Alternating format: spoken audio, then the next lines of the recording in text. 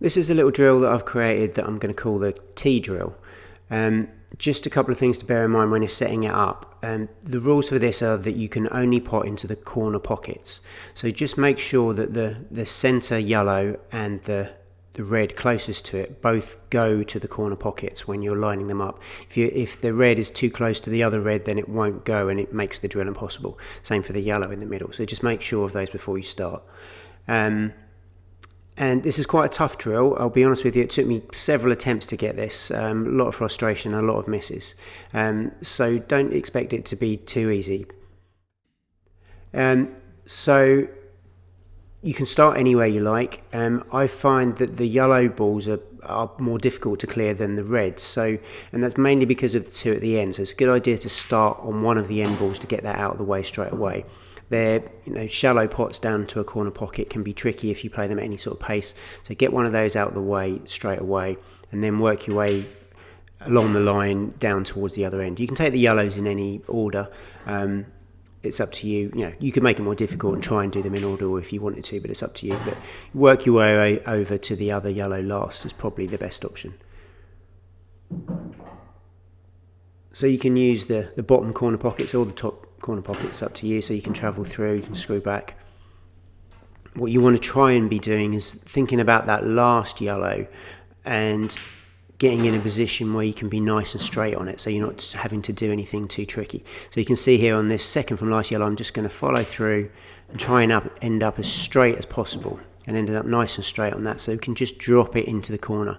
If you play shots like that hard into the corner, you can easily rattle them. So this allows me to just drop it in and I'll be on position on the red.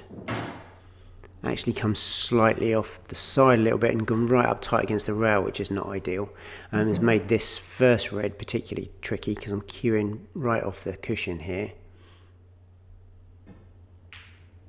Played it nice and slow, but caught that jaw and just dropped in. No idea how that's dropped in, purely just because of the pace. If it had been any harder, that would have missed.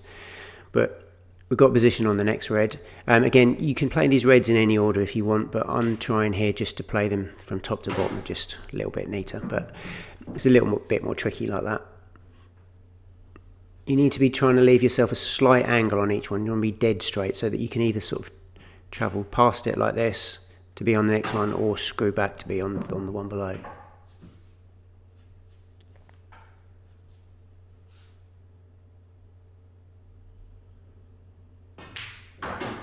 Screw back there. Now we're a little bit higher, we can actually start using the bottom cushion if we need to. So if you go too far, we can run down into the bottom cushion and back up for the next ball.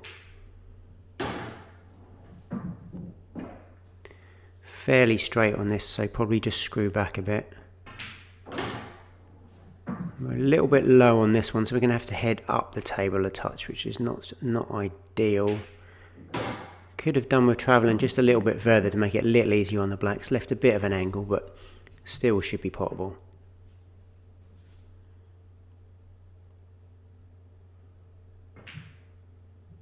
And then rattling that again, but just about making it. And I can tell it was quite a good feeling to complete that drill. It took quite a lot of attempts to get that, so quite pleased just to get the drill finished.